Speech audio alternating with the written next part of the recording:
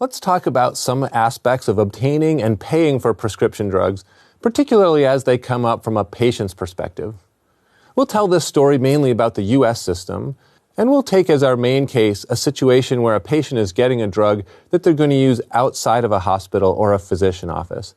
Things can be different sometimes when a patient uses a drug as an inpatient in a hospital or when the drug is administered in a physician office or a clinic. When a patient is going to use a prescription drug, they need a prescription from a physician or other suitably authorized provider.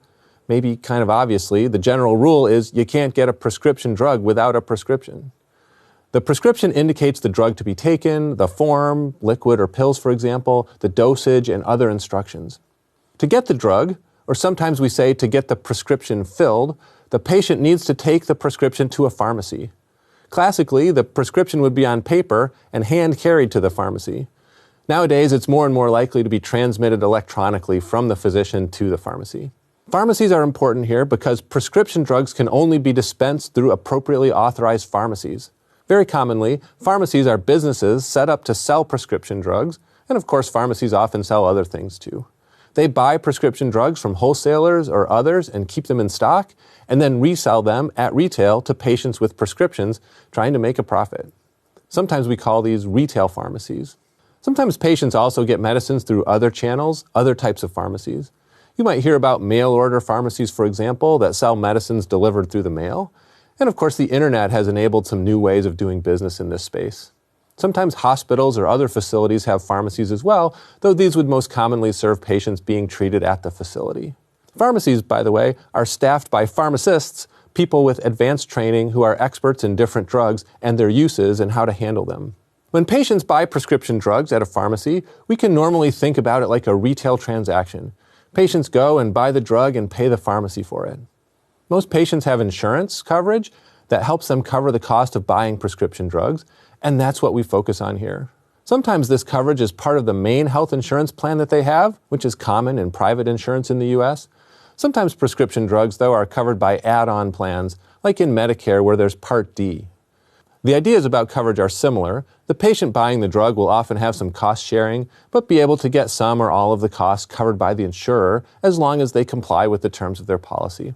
It's common for insurance plans to have some provisions that affect the drugs patients can use and the ways the insurer will cover them. A key concept here is the formulary. This is most generally the list of drugs that the insurance company will allow the patient to use and get reimbursed for. Formularies can vary from one insurance company to another.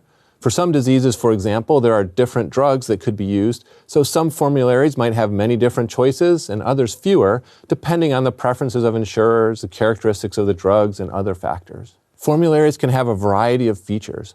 A really important one is tiering. We say tiered formulary.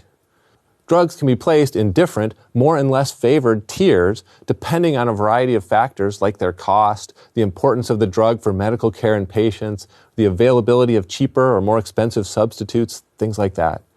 Whether the drug is a brand or a generic, on or off patent, can be an important factor associated with price and can be associated with the placement of drugs in more and less preferred tiers of the formulary. The insurer can then create incentives for patients to use drugs in preferred tiers.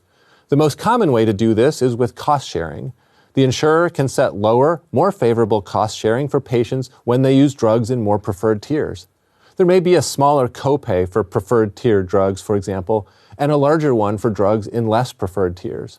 And, like for other forms of medical care, in addition to or instead of copayments, there can be different forms of cost sharing like deductibles or coinsurance that apply to prescription drugs. And plans can have other rules too. They may use utilization review, like pre-authorization, where a patient needs to seek pre-approval from the plan before getting the medicine. Or plans may use something called step therapy, where the plan might impose a requirement that a patient try a more preferred drug first before they'll cover a less preferred one. There may be a network of pharmacies that the patients are encouraged or required to go to if the plan is to cover. So there are some basics about buying prescription drugs for people with insurance.